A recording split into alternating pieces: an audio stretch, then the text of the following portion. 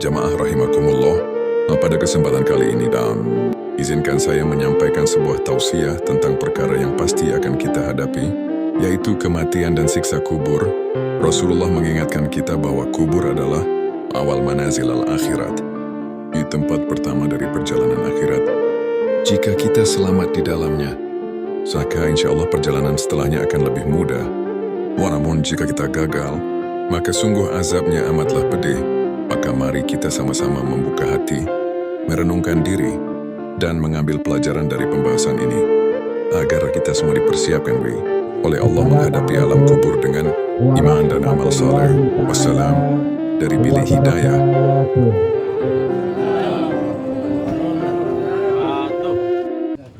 Hadirin rahimakumullah, jamaah anti galau rahimakumullah. Pentingnya kita berada di sebuah majlis-majlis ilmu, karena mengingat manusia adalah merupakan makhluk Allah yang berakal dibandingkan dengan ciptaan-ciptaan lainnya. Manusia merupakan karya Allah yang terindah, sehingga kewajiban-kewajiban manusia untuk melaksanakan bertolabul ilmi ini merupakan kewajiban yang tidak bisa ditinggalkan, para hadirin. Karena manusia punya akal. Akal itu adalah al-wasful ladzi yufarikul insanu bihi sairul bahaim. Akal itulah yang membedakan kita dengan hewan-hewan lainnya. Manusia mampu berpikir. Ada ketika kambing punya akal, kambing berbeda akalnya dengan manusia. Manusia punya akal, kuwatul hafidhah, kuwatul mudrikah, itulah manusia. Tetapi kambing tidak punya, Pak. Oleh karenanya kita alhamdulillah bersyukur diciptakan sebagai manusia, bukan hewan. Alhamdulillah. Karena kalau kita, Pak, diciptakan menjadi hewan, siapa yang mau menolak coba? Atas kudrat Allah tidak ada yang mampu. Dan kita sebagai manusia hari ini bisa hidup di alam dunia ini bukan secara kebetulan dan abrakadabra, ada dengan sendirinya. Tentunya karena ada yang mengadakan, adalah Allah Subhanahu wa ta'ala. Dan kita hidup di dunia ini bukan begitu saja, bukan begitu saja ada, tetapi para bapak, ada kehidupan setelah hari ini, yaitu kehidupan yang akan datang. Ada kehidupan sebelum hari ini. Jadi ada kehidupan sebelum hari ini, kehidupan kita sekarang ini, ada kehidupan nanti setelah kehidupan hari ini. Jadi kalau kita ibaratnya ada istilahnya begini, moto, dari mana kita datang, di mana kita sekarang, kemana kita hendak pulang. Betul, Pak? Oleh karenanya adanya ketiga pertanyaan ini merupakan pentingnya kita duduk di majelis-majelis ilmu, para hadirin sekalian. Dari pertanyaan tadi, dari mana kita datang? Dulu, Pak, sebelum kita diciptakan ini, kita itu sudah ada kehidupan sebelum hari ini, yaitu kita, ruh kita telah diciptakan terlebih dahulu oleh Allah Subhanahu wa ta'ala, yaitu di alam arwah. Jadi manusia itu melewati beberapa tahapan-tahapan dan proses, Pak. Pertama, sebelum diciptakannya langit dan bumi, sebelum matahari dan bulan dan seluruhnya, ruh telah terlebih dahulu diciptakan, yaitu dihimpun di dalam alam arwah. Lalu kemudian setelah itu baru kemudian kita dititipkan di alam rahim melalui ibu-ibu kita. Selama berapa bulan, Pak? Selama 9 bulan. Ada yang nggak yang 2 tahun, Pak? Ada. Yang 3 tahun? Rata-rata kita, yaitu secara aglabiah 9 bulan dalam kandungan ibu kita. Dan di dalam kandungan ibu kita ini sebenarnya, Pak, kita sudah ada kontrak dengan Allah Subhanahu wa ta'ala. Apa yaitu? Ketika kita di dalam kandungan sudah ada perjanjian kontrak yang kita tanda tangani dengan Allah, bikat birizkihi wa ajalihi wa amali sakiyun aw sa'id. Jadi kita sudah ada, Pak, tentang rezeki kita, tentang bagaimana kehidupan kita nantinya, tentang apakah nanti kita itu celaka atau nanti selamat nanti, itu sudah ada. Itu kita waktu di alam rahim. Nah, lalu kemudian kita sekarang hari ini kita berada di fase yang ketiga, yaitu di mana? Di alam dunia. Apakah setelah alam dunia ini sudah selesai sampai di sini? Tidak, Pak. Masih ada kehidupan yang nantinya akan kita lewati. Masih panjang tahapan-tahapan yang akan kita lalui setelah kehidupan hari ini di alam dunia. Setelah kita kehidupan di alam dunia ini, Pak, nanti kita akan melewatinya, yaitu kita di alam kubur setelah kita meninggal dunia. Baru kemudian setelah dalam kubur ada tahapan-tahapan berikutnya. Nah, di dalam kubur ini kan ketika kita meninggal dunia itu kita prosesnya 7 hari di dalam kubur, Pak. Itu kita apakah kuburan ini akan menjadi raudhatum miryadil jannah ataukah akan menjadi hufratun min hufarin niran? Apakah menjadi taman-taman surga ataukah menjadi kita jurang daripada jurangnya neraka? Bagaimana amal kita hari ini? Betul apa tidak? Betul. Oleh karenanya, ya Pak, oleh karenanya kewajiban-kewajiban hari ini jangan sampai kita tinggalkan. Di dalam kubur, Pak, di dalam kubur itu kita prosesnya setelah di dalam kubur 7 hari 7 malam bagi orang yang beriman, bagi orang yang Islam dan mukmin, kecuali untuk orang kafir dan munafik itu prosesnya 40 hari 40 malam. Baru kemudian setelah itu diangkat ke alam barzakh sampai dengan hari kiamat. Apakah nanti dalam barzakh kita akan ditempatkan dengan ruh-ruhnya orang yang soleh, ataukah kita terus disiksa sampai hari kiamat? Naudzubillah. Nah, ini dalam kubur, Pak. Di dalam kubur ini kita setiap manusia pasti menemukan atau ngicipi, dalam bahasa Jawanya itu kematian. Tidak ada manusia yang tidak akan mati, tidak ada. Paling kita bantar hidup di dunia 70 tahun, 75, 80, 100, ada nggak yang 1000 tahun, Pak?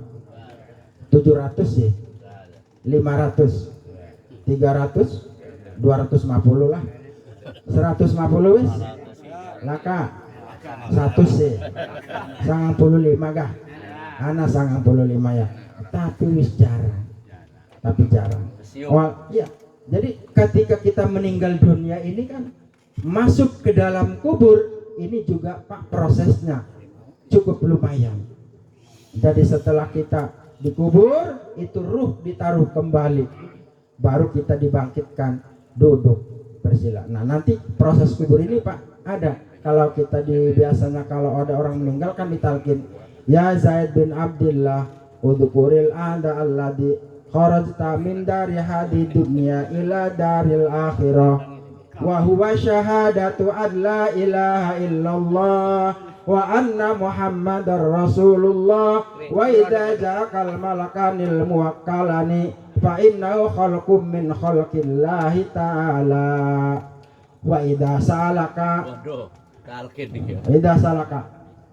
mar rabbuka wa man nabiyyuka wa ma imamuka wa ma qiblatuka wa ma ikhwanuka, fal jawab Allahu Rabbi wa Muhammadun Nabiyyi.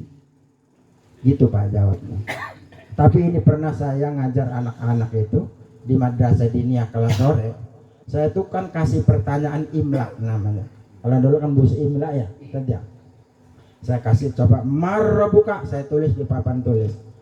Nanti saya titik-titik suruh jawab anak-anak ini. Wa man nabiyuka, wa ma imamuka, wa ma kiblatuka, wa ma dinuka, wa ma ikhwanuka, dan seterusnya. Ini saya bilang anak-anaknya nanti isi. Saya tunggu setelah beres anak-anak ngisi, saya tunggu setengah jam, baru kemudian setelah itu saya anak-anak kumpulkan. Kalau dikumpulkan anak semangat tuh biasanya kalau dipuntun ya, diberi nilai. Pas dikumpulin itu saya baca satu-satu, jawabnya yang penuh, Pak. Marbuka, siapakah nama Tuhan? Ada yang jawab Allah, ada yang jawab Allah Rabbi. Ini benar ini, saya puntun.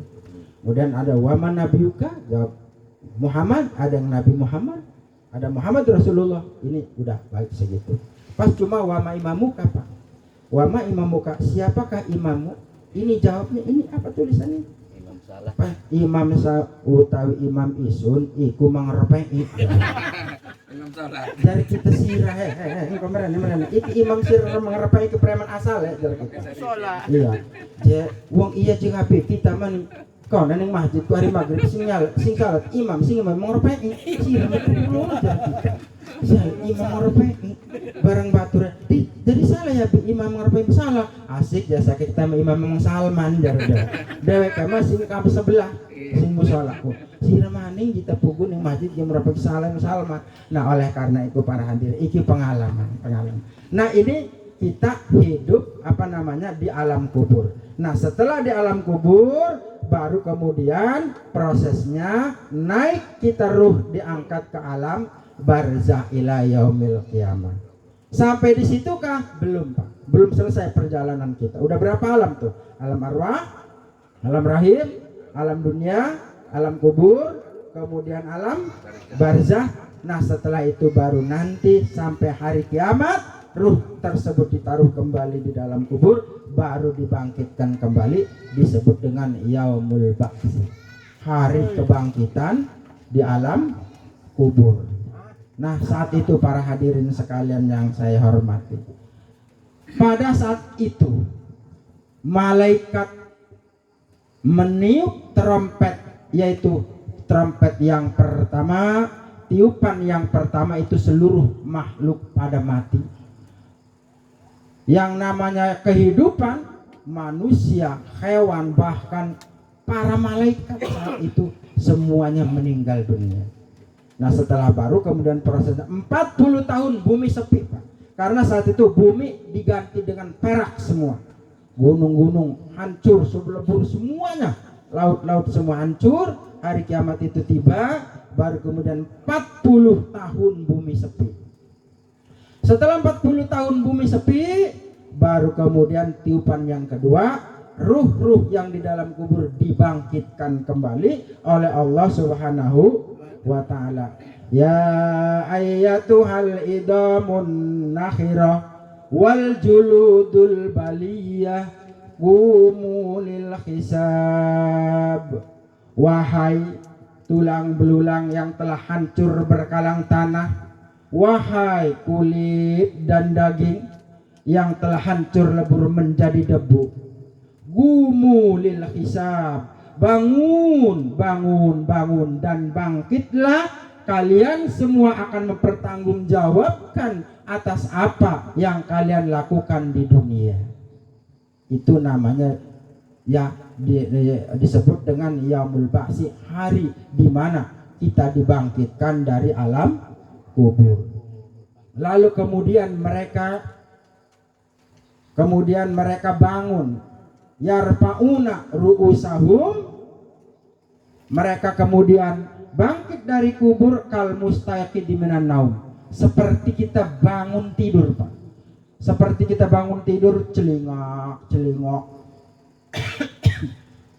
Kita kan kalau pagi-pagi bangun tidur itu kan kadang-kadang bingung, celingak, gelati kopi laka, arep mangan uduk laka, pas nyulet rokok maning gase entek, tuku uduk karena tangine awan, uduknya gue enteh kan maning kan bingung, lengkaplah sudah penderitaan.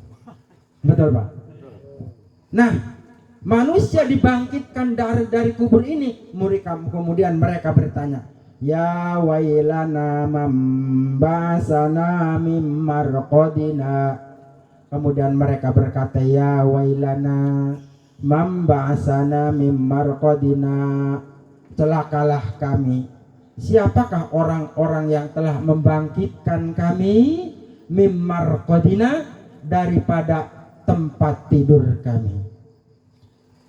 Kemudian barulah mereka menyadari. Setelah mereka menyadari, qalu ya hadza ma wa'adar rahmanu wa sadaqal mursalun. Inilah ma wa'adar rahmanu, hadza ma wa'adar rahmanu, inilah hari yang dijanjikan Allah ma wa'adar rahmanu adalah suatu saat kita akan dibangkitkan dari kubur, wa sadaqal mursalun, benarlah kiranya apa yang disampaikan oleh para alim ulama, oleh para rasul, para nabi, dan para ulama, para kiai, dan para ustadz tentang adanya hari dibangkitkan daripada alam kubur. Menyesal Pak saat itu. Menyesal saat itu. Jadi oleh karena itu kita hidup di dunia ini Pak, semua makhluk itu kan pasti inna nahnu nuhyil mauta wa naktubu ma qaddamu wa asarahum. Semua akan mati pada saatnya, kemudian dibacakan wa naktubu ma qaddamu wa asarahum, akan ditulis apa-apa yang telah kita lakukan ma qaddamu saat di dunia, wa asarahum, bahkan asar ini Pak, apa yang telah kita dilakukan di dunia ini akan dipertanggungjawabkan di akhirat. Misalkan kita di dunianya ini umpama mempunyai satu gedung, yang dimana gedung ini buat pembangunan majelis talim seperti Bilik Hidayah seperti hari ini. Kemudian setelah kita meninggal dunia, wa asarum, itu akan terus mengalir pahalanya kepada kita. Itu dengan wa asarahum. Demikian pula ketika kita melakukan maksiat, kemudian setelah kita meninggal dunia, apa yang telah kita lakukan, umpamanya ada generasi-generasi penerus, itu juga akan mendapatkan bagian-bagiannya juga Pak. Kita kembali ke yaitu alam tadi, yaitu ke alam yaumul ba'si, manusia akan dipertanggungjawabkan pada saatnya nanti. Humulil hisab, kemudian setelah itu arwah-arwah akan dikumpulkan para bapak, yaitu di dalam satu lapangan yang besar. Itu di barisan pertama ruh-ruhnya para malaikat. Kemudian di barisan yang kedua yaitu ruhnya para nabi dan juga para rasul. Kemudian di barisan yang ketiga itu ruh-ruhnya para orang-orang soleh dan para syuhada, orang-orang yang mati syahid di jalan Allah. Yang barisan yang keempat ruhnya orang-orang mukmin para bapak sekalian. Kemudian barisan yang kelima ruh-ruhnya orang kafir. Barisan yang keenam ruh-ruhnya jin dan setan. Kemudian barisan yang ketujuh ruh-ruhnya hewan para bapak-bapak sekalian. Nah ini nanti akan dikumpulkan. Nah nanti setelah itu kita akan menuju sirat. Yang namanya sirat itu kalau dulu kan, kalau bahasa kita kan apa Pak? Jembatan atau mawot atau powotan. Jadi kita akan melewati sirat ini Pak. Sirat itu adalah jisrun mamdudun, jembatan yang sangat panjang, yang panjangnya sejauh mata memandang. Alamat di Jahannam, yaitu di atas neraka Jahannam. Jadi kalau di sana diceritakan sirat ini lebih tajam daripada pedang, yaitu lebih halus daripada rambut. Itu benar Pak. Ada di dalam tafsir surat Yasin, ada dijelaskan seperti itu. Kita Pak untuk menyeberangi jembatan yang sekecil dan setajam itu mampu atau tidak, pertanyaannya? Mampu apa tidak? Insya Allah.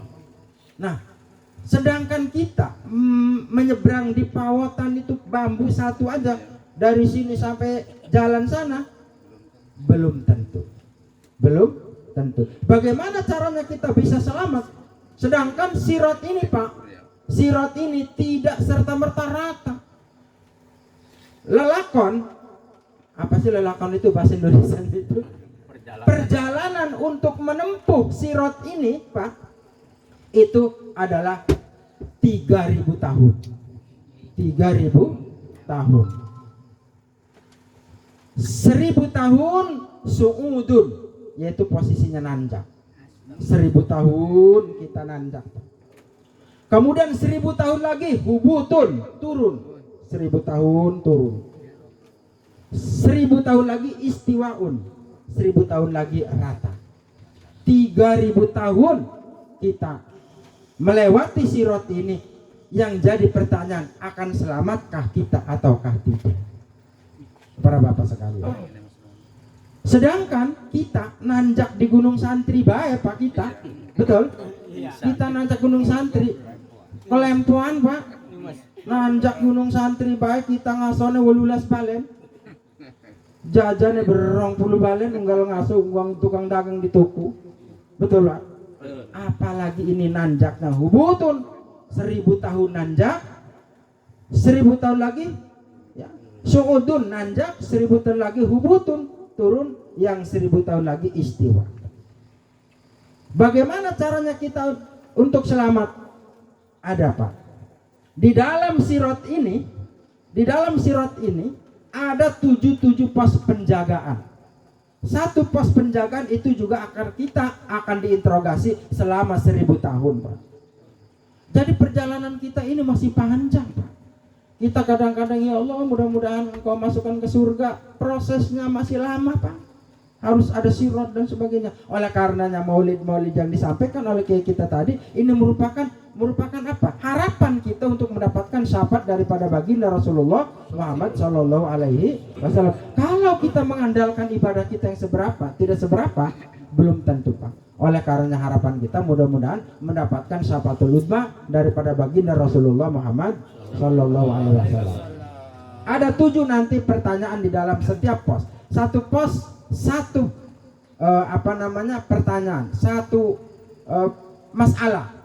Pos pertama akan berbicara ditanya pada saat itu tentang iman. Bagaimana keimanan kita kepada Allah Subhanahu wa taala? Bagaimana iman kita kepada malaikat? Bagaimana keimanan kita kepada rasul-rasul Allah dan seterusnya dan terusnya. Amantu billahi wa malaikatihi wa kutubihi wa rusulihi wa bil yaumil akhir wa bil qadri khairihi wa syarrihi minallahi taala. Keimanan kita kepada Allah Subhanahu wa taala ini Pak harus betul-betul berada di dalam hati, yaitu yang namanya at-tasdiqun bil qalbi, al-qaulu bil lisan, wal amalu bil arkan. Bukan sekedar kita hanya berkata iman, tapi di dalam hati kita tidak percaya. Bukan sekedar kita bicara iman dari hati, tapi juga harus diucapkan al-qaulu bil lisan wal amalu bil arkan. Kita juga harus mengamalkannya di dalam kehidupan sehari-hari, mengaplikasikannya di dalam kehidupan sehari-hari. Sehingga ketika kita sudah beriman kepada Allah, mengenal Allah dengan baik, hubungan kita ketika kita ibadah dengan Allah, hubungan kita vertikal langsung dengan Allah Subhanahu wa taala. Kalau kita nanti selamat ditanya tentang iman ini, maka di pos penjagaan pertama kita akan selamat. Di samping kita beriman kepada Allah, kita juga harus beriman yaitu kepada kekuasaan Allah Pak. Kekuasaan Allah ini meliputi langit, bumi dan sebagainya. Kita harus beriman, mengimani itu Pak. Beriman kepada Allah di sini adalah seyakin-yakinnya dengan akal kita. Kalau kita biasanya di majelis-majelis ta'lim itu kan namanya ilmu, masuknya pada ilmu akidah, yaitu mengenal tentang Allah, wujudnya Allah. Sehingga ketika kita sudah mengenal Allah, ibadah itu sudah makrifat kepada Allah Subhanahu wa taala. Karena ada sebagian kaul yang mengatakan kalau kita ibadah belum makrifat Pak, itu masih disiksa. Apa itu makrifat? Makrifat itu adalah idrakun jazimun laisa lahu mau taradudun muafiqun lil waqi'i nasiun an dalil. Jadi ketika kita bahasa kitanya meyakini kepada Allah Subhanahu wa taala seyakin-yakinnya, kemudian buktinya ada, Allah itu ada. Lalu dengan dalilnya Allahul ladzi khalaqas samawati wal arda wa ja'ala dzulumatan nur wa ma bainahuma wa ma tahtas sar. Kan gitu. Jadi harus beriman, yakin, seyakin-yakinnya kepada Allah Subhanahu wa taala tentang sifat wujud ini atau disebut dengan subutiyah. Harus betul-betul Pak. Kalau kita sudah beriman dan yakin makrifat kepada Allah Subhanahu, nanti yang kedua, nanti pertanyaannya di pos yang kedua masalah ditanya tentang sholat. Jadi pos yang ketujuh ini Pak, pertama ditanya tentang keimanan. Yang kedua, pos kedua ini 1000 tahun. Yang kedua itu pos yang kedua ditanya tentang sholat. Yang ketiga ditanya tentang zakat. Yang keempat ditanya tentang puasa. pos yang kelima ya. Yang kelima itu ditanya tentang haji. Kemudian pos yang keenam ditanya tentang bagaimana wudhu kita, dan yang terakhir ini pos yang ketujuh ditanya tentang dolim. Dolim itu apakah ada orang yang kita dolimi yang pada saat kita di dunia. Para hadirin sekalian, ini yang bicara pertama kita tentang iman dulu. Kemudian yang kedua tentang sholat. Nah, sholat ini juga Pak, kalau kita imannya sudah mantap, mengenal Allah, wujudnya Allah, ya, apalagi kita kalau biasa ngaji itu kan ada sifat-sifatnya Allah, ya, wahdaniyat, sifat wujud kidam bako mukhalafatul hawadisi, ada wujud idopi, wujud aridi, kemudian wahdaniyat fil sifat, wahdaniyat fil afal, dan lain sebagainya. Tidak sejauh itu pun, yang penting kita mengetahui adanya Allah Subhanahu wa taala, meyakini adanya Allah dengan dalilnya. Yang kedua adalah ditanya tentang sholat. Sholat kita ini akan ditanya bagaimana tentang sholat kita, sesuai apa tidak dengan fikihnya. Karena ketika kita tidak mengenal Allah dengan baik, sholatnya juga Pak nggak bakalan nyambung kalau kita belum marifat kepada Allah. Ibaratnya begini Pak, kalau kita sudah betul-betul sholat ini sesuai dengan aturannya, fikihnya, tauhidnya, tasawufnya, maka sholat kita ini akan langsung, yaitu tembus, melahirkan frekuensinya langsung cepat Pak kepada Allah Subhanahu wa taala. Ibarat kita begini Pak, ibarat kita punya HP. Kalau HP-nya bagus, casingnya juga bagus, baterainya bagus, kemudian paketnya ada, mau buka YouTube langsung terbuka, betul? Mau buka Facebook langsung terbuka, mau WA terkirim, dan seterusnya. Seperti itulah. Kalau kita HP-nya udah casingnya jelek, mangap dikareti, kalau ada orang yang ngebel kerak gitu Pak, bunyinya kayak ulah ayam, ada ulah tanah tuh kan begitu bunyinya kerak begitu. Itu HP-nya jadul, udah menjadul, casingnya rombeng, baterainya ngedrop, pakai karet lagi, terus nggak ada paketnya. Buka YouTube juga muter betul Pak. Buka Facebook muter nggak bakalan terbuka. Sholat juga begitu Pak. Kalau kita sudah betul-betul marifat, kalau kita sudah betul-betul kita rukun dan syaratnya sudah terpenuhi, maka kita langsung sinyal kita kepada Allah, frekuensinya kuat. Nanti terbuka semua, rezeki jadi lancar, ya, permasalahan semua jalan akan ada jalan keluarnya. Sholat dulu kita benahi para bapak. Sholat dulu. Jadi kalau sholatnya sudah baik, semua akan terbuka Pak. Seperti HP tadi. Kalau sinyalnya kuat, paketnya ada, baterainya nggak ngedrop, semua akan terbuka. Facebook terbuka, YouTube terbuka, ini dan itu. Lah kita makan kadang-kadang nggak Pak. Udah majadul, ya, paketnya nggak ada. Pantesan buka ini buka itu nggak ada yang terbuka. Nah seperti itulah gambaran sholat kita. Nah ini sholat juga, kita juga akan ditanyakan bagaimana tentang sholat kita. Sholat kita makan kan ada Pak, dulu itu sholat kita sambil nginget berkat. Dulu Pak ada ceritanya, orang ngeriung itu pas waktu asar, ngeriung diaturi ngeriung di musola.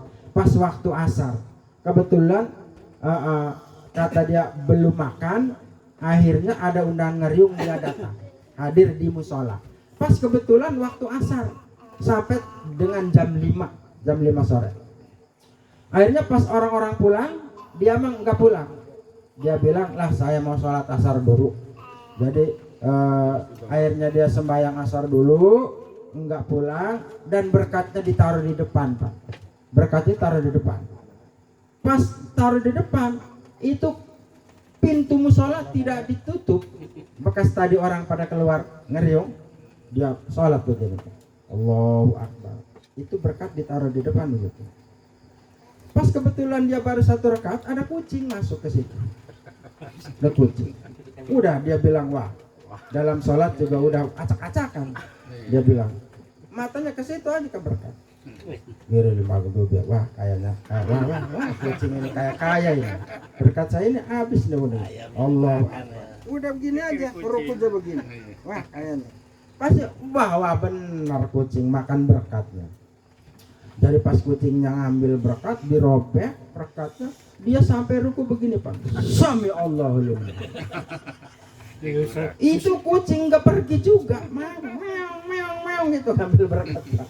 Sami Allah, Allahu Akbar. Itu pas sampai dia akhirnya pas selesai sholat dia kucingnya udah kabur bawa ikannya. Pas dia keluar cari-cari bata buntung ternyata nggak ada. Sendal dia pakai hajar kucingnya nggak kena. Akhirnya sendalnya hilang. Jadi sendal hilang, berkatnya di bawah kucing Pak itu. Ini sholatnya nggak acak-acakan itu udah nasib. Makanya kalau kita sholat itu sudah marifat kepada Allah Subhanahu Wa Taala, kita sholatnya sudah baik, maka rezeki dan semuanya akan terbuka, insya Allah. Yang ketiga yaitu tentang zakat. Tentang zakat ini juga akan dipertanyakan di hadapan Allah Subhanahu Wa Taala. Bagaimana zakat kita waktu di dunia? Zakat ini merupakan kewajiban, Pak. Kita singkat saja. Karena memang ada beberapa tahapan yang lain secara singkat, sementara waktu juga kita terbatas. Jadi zakat ini Pak, kalau kita misalkan kaya, kemudian kita tidak mengeluarkan zakat, itu punya hutang Pak pada Allah. Dan coba-coba itu.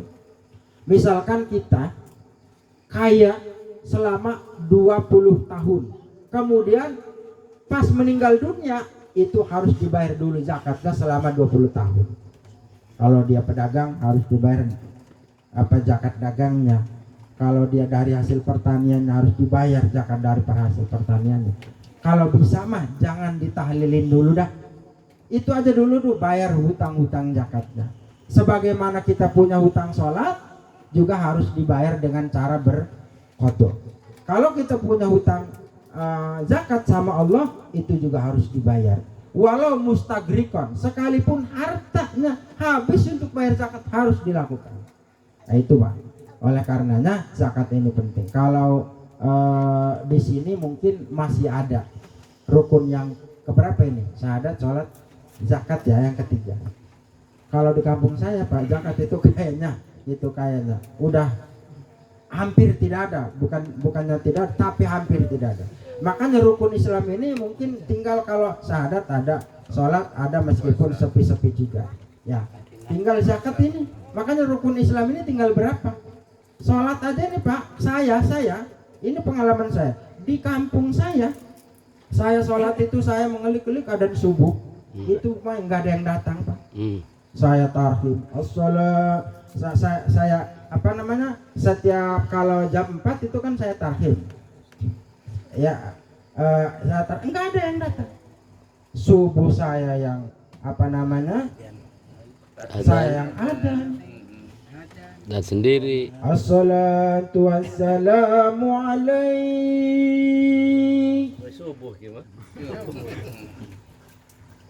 ya imam al-mujahidin. Enggak ada yang datang. Ya Rasulullah